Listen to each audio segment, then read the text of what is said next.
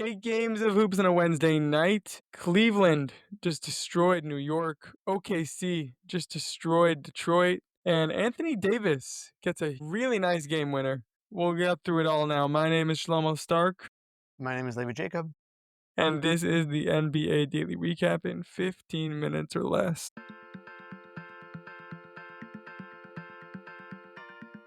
Levi, Anthony Davis, first highlight, real highlight as a Maverick.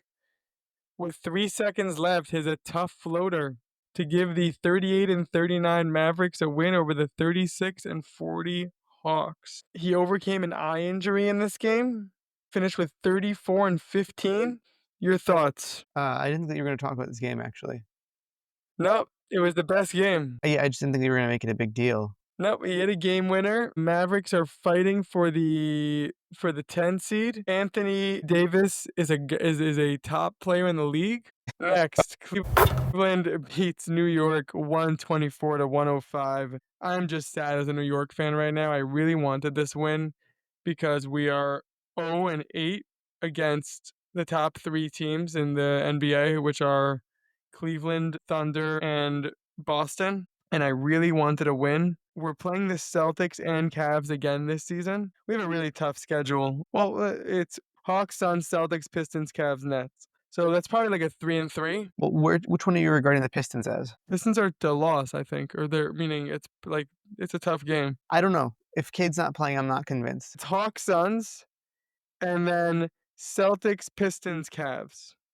That's hard. And the last game against the Nets, rumor has it Brunson might come back, so that's nice. I think the Knicks, you could make the case, are the 4th best team in the NBA right now. And the case against them is that they've never beaten a top 3 team, whereas like Lakers beat Boston.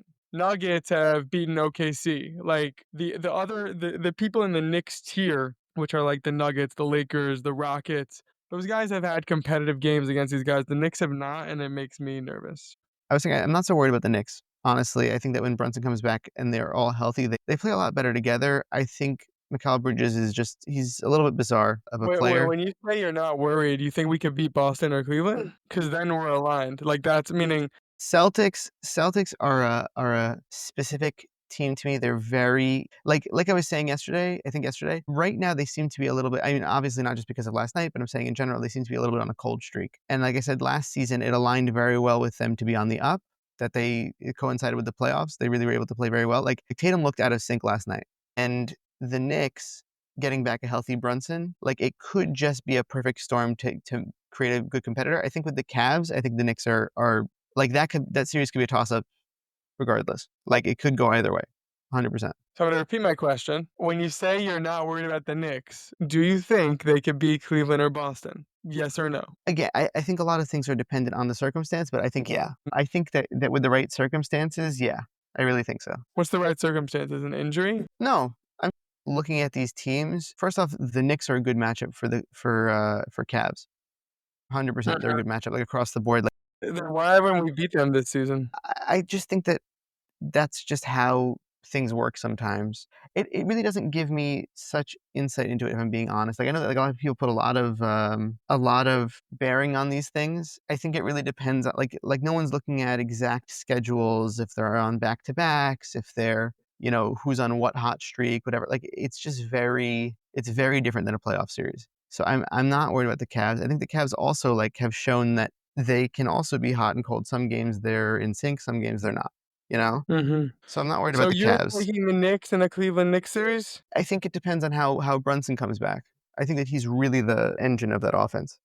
So we'll see. It depends if they also match up even. We'll see. We'll see what happens. Okay, I like it. Next, OKC beats Detroit 119-103. OKC is just destroying teams. They're on an 11-game win streak. SGA scored 33. The Thunder don't have an easy schedule. They play the Rockets, Lakers twice, and then they have an easy schedule: Suns, Jazz, Pelicans. If they win all those games, they'll finish the season with 70 wins, which is remarkable. If for those of the listeners who don't realize that, it would not shock me if they run the slate, but like they should lose at some point. You'd think the Lakers series is going to be interesting. It's 2 games back to back, and like that's like the matchup kind of the Lakers are most worried about in theory in the playoffs. So, and it's the 1-2 seed next time. So it's really interesting to see. But regardless, even if they lose every game, they still have 64 wins. They're phenomenal. I saw a stat yesterday. They have the largest point differential, I believe, of all time. Note, they have scored more than any of their opponents in totality over the season, more than 1,000 points more than their opponents in terms of point differential. That's insane. It's nuts. And that crazy stat we were talking about the other day about how SGA is like leading everyone in scoring by 1,000. Third place is SGA if you just count his first 3 quarters. Like, like he's sitting in the fourth because his coach isn't Tibbs. And when the game's over, they could just stop. It's insane how good they are. I think we've exhausted it. We've talked about it a lot, but I was listening to Zach Lowe though on the Bill Simmons podcast, and he was like, I think in both cases of the Cavs and the Thunder, as much as they have been talked about so much, we're not talking about them enough. Like they are historic seasons. I think that because of, like it gets monotonous to talk about them over and over and over again, but at the same time, like it's just mind-boggling to watch them produce results like this. And also, even watching their role players, how good the pick and roll. Like I watched Isaiah Hartenstein do a through the legs behind the back. I don't know how to like like granny style, like passed it through his legs to a cutting Isaiah Joe around him for a three. Like the team chemistry is just insane. next, Miami upsets Boston. Miami's on an underrated streak here, 6-game win streak. They beat Boston 124 to 103. No Holiday, no Porzingis for Boston, but they still should have won. Just like an off night from them. It's one of those like if they don't make their threes, they're not gonna win. And they made 27% of their threes. Like they were 12 of 43 from three, and the Heat were 14 of 30 from three. And, like, that just hit like, Boston has these games, which is why they're kind of beatable in the playoffs, is because if they could just miss their threes. I don't think it's deeper than that.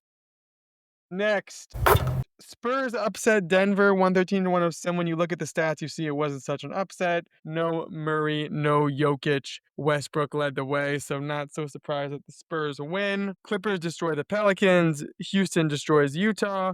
And Indiana destroys Charlotte. That was the NBA Daily Recap in 15 minutes less. I want to thank you, Levi, for co-hosting and producing. I want to thank you for listening.